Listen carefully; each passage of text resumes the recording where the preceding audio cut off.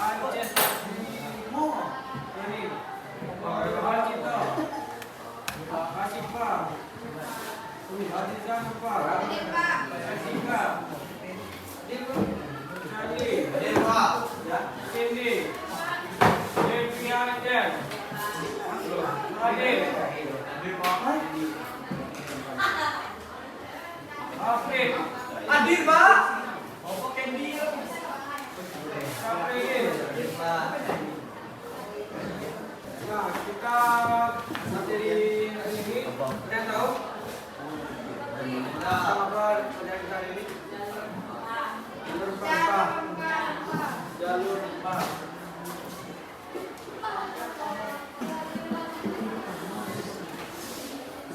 Siapa di sini yang tahu jalur rempah?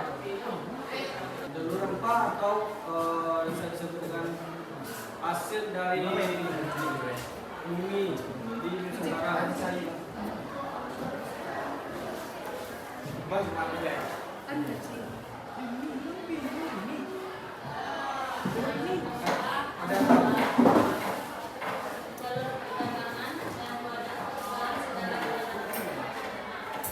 adalah suatu tumbuhan yang sangat beraroma kuat. Nah, di mana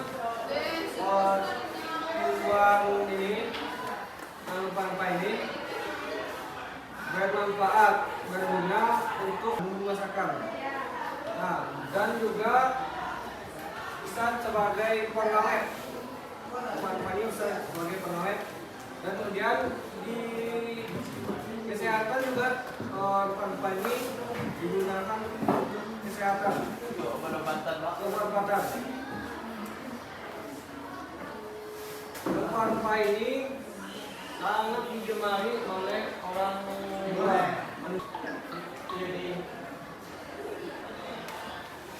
Nah, rempah ini yaitu dibuat oleh Vasco da Gama. Nah, Vasco da Gama ini dia menjelajah ke seluruh penjuru dunia untuk mencari rempah-rempah ini.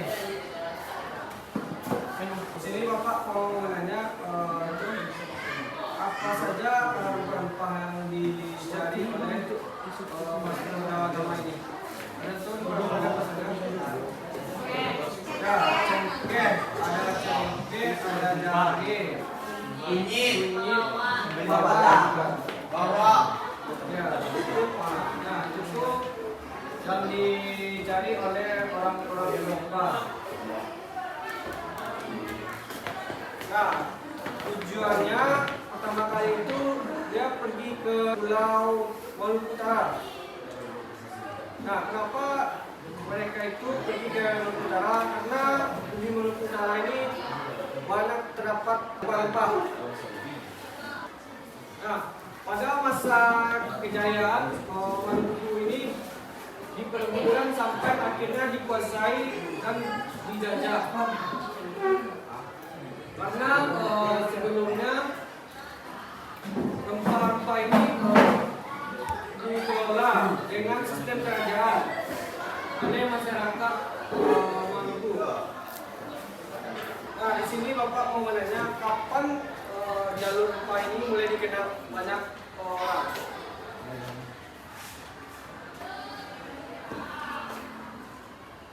Ada yang tahu? Tidak ada yang tahu kan? Pertama kali jalur rempah ini memasuki dekade kedua pada abad ke-14 atau ke-15 dominasi perspektif jalur sutra. Nah, pada tahun 2013 Presiden RRC yang bernama Xi Jinping yang meluncurkan program yang bernama OBOR.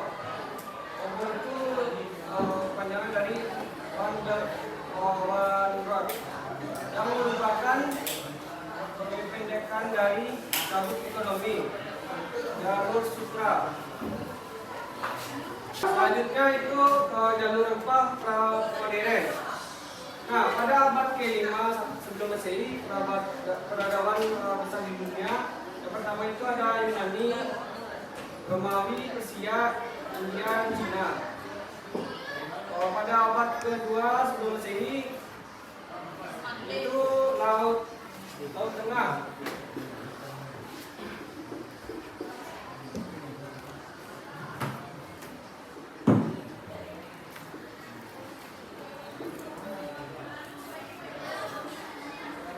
Laut Tengah,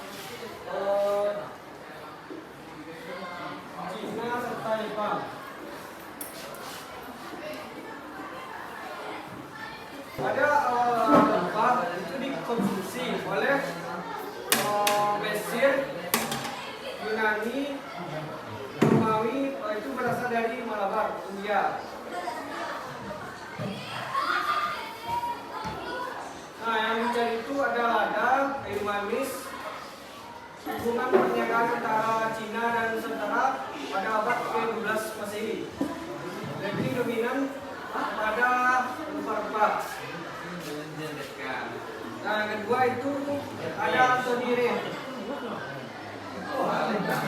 Dia mengatakan bahwasanya pelayaran dan perniagaan di Nusantara lebih cocok disebut dengan jalur rempah ketimbang dengan jalur sutra. Nah, sejak perkembangan Islam pada abad ke-7 Masehi sampai 13 Masehi menjadi cikal bakal perkembangan perdagangan rempah di Nusantara. Bahkan rempah ini sejak runtuhnya Konstantinopel dan Turki pada tahun 1453. Nah, selanjutnya itu munculnya kerajaan baru. Pada abad ke-14 Aceh itu ada dan Samudra Pasai. Dia mencari lada. Pada abad ke-16 yang kedua itu ada Sumatera dan Jawa. Itu ada kerajaan Kesultanan Aceh dan Banten. Berikutnya Kalimantan memiliki kerajaan baru yang bernama Kesultanan Banjar. Nah, selanjutnya itu ada kota perdagangan besar. Nah, kota perdagangan besar ini berada di Melaka pada abad ke-15 sebelum Masehi. Nah, terdapat itu Asia Selatan dan Barat seperti Benggala, Sarawak, Gujarat, Lampung, Maden dan Alexandria sampai ke Italia, Tengah. Nah, kemudian ada kota-kota pelabuhan baru. Itu ada Aceh, Banten dan Makassar pada abad ke-16.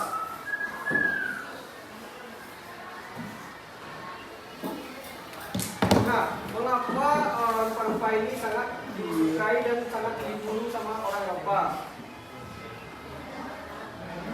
Terutama dari citra rasa, mampu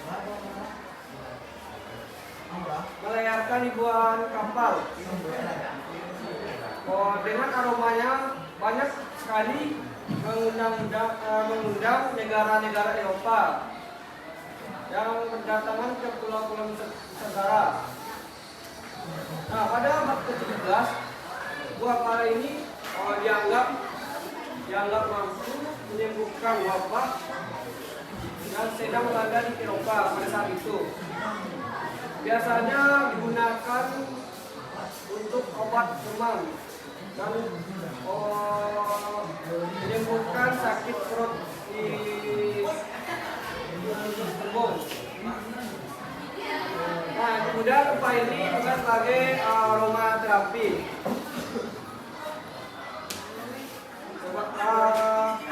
Hasil rempah ini di Eropa itu digunakan sebagai penghangat Soalnya kan kalau di Eropa itu cuacanya bermacam-macam, ada dingin gitu kan. Iya. Nah, rempah-rempah ini digunakan sebagai penikmat makanan. Mengapa jalur rempah ini penting? Jalur rempah ini merupakan warisan dokumenter dengan signifikasi dunia dengan nilai universal yang berpotensi menjadi memori of the world. Hal ini disebabkan karena arsip jalur rempah ini menggambarkan peran. Nah, adapun dampak dari jalur rempah ini,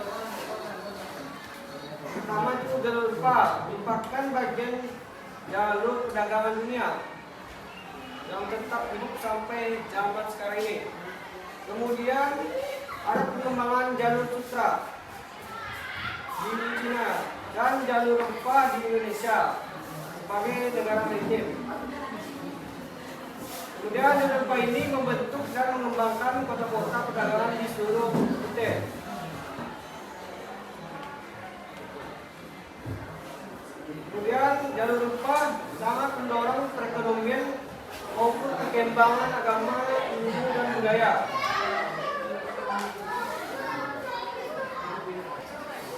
Nah, di sini Bapak mau menayangkan Samudra Raksa. Nah,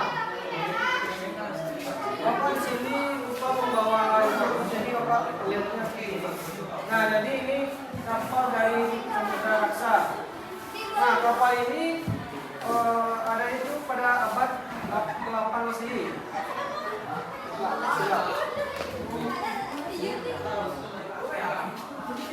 Ini bangkai dari kapal yang digunakan pada saat itu. Bernama kapal Raksa. Nah, di sini Bapak ada sedikit pertanyaan atau kuis. Ini dong, ini senyum juga. Enggak, kalian boleh ya. Nah, Bapak sudah mengirimkan lewat grup WhatsApp pertanyaan itu. Coba Anda baca-baca dulu.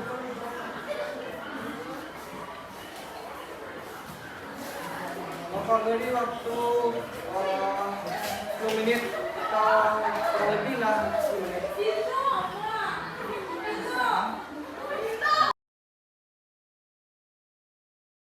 Karena waktu kita sudah habis, jadi siapa yang mau menjawab pertanyaan yang Bapak kasih tadi? Jadi ada dua aja. Silakan ke depan. Kemudian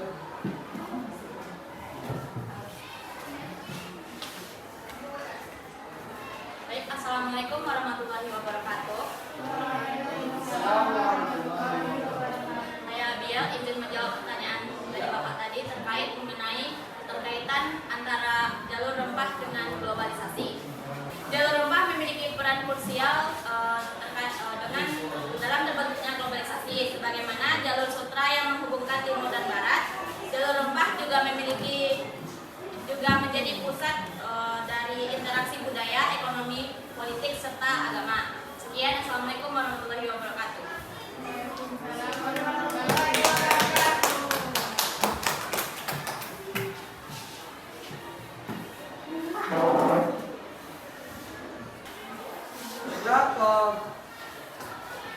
berakhirnya pertanyaan tadi, berakhir pula materi pelajaran hari ini.